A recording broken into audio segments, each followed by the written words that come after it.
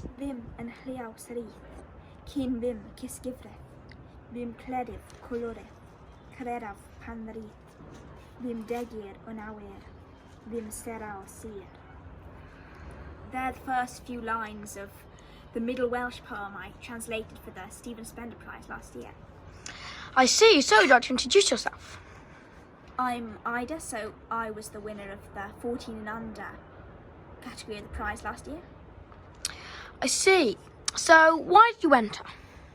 Well, I think translation's a really wonderful subject for a young people's poetry prize because it combines a feeling of humility and an apprentice, being an apprentice learning from the grand masters, and the feeling you're able to pay homage to the poets you love by interpreting their words with a feeling of excitement and confidence that you're able to do that, and honour that you can actually carry their meaning into a different language.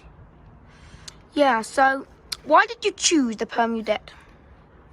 Well, Cad Godday's, it was first written down in the 14th century, but like Homer, it's probably part of a much older oral tradition that might be one of our best links with our really distant past. And I thought there was something quite special about translating that kind of link. So, what was the most challenging part of translating it?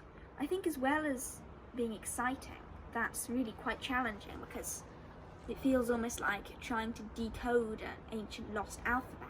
As well as language barriers, you come across quite amazing cultural differences.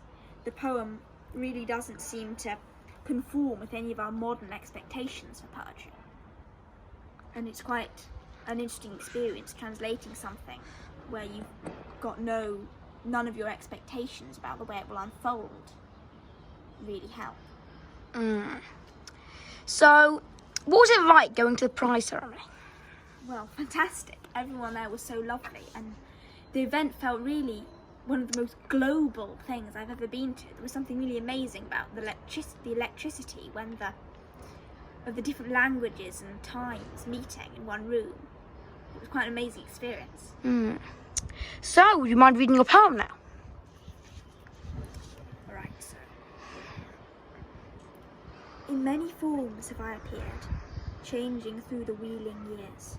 Once the swift-flung shaft of the spear, once the sky's tears dropping clear, once the climbing spark of the star, once the shield tight held in wall, once a great bridge stretching far over the fierce free-flowing flood, once the sword that drew the blood, once the harp string my fingers stirred, once the path, once the binding cord, once among the letters the word in the book of birth and beginning, once food at the feast the bowl brimming, once the wild hawk high in the tree, once the winged ship on the wasted sea, once the white water, the froth foam free, once the moving flames that tune-like play, once in the whirling wood the winding way, now the torch in the dark before the day, with fierce, unfaltering, fearless ray.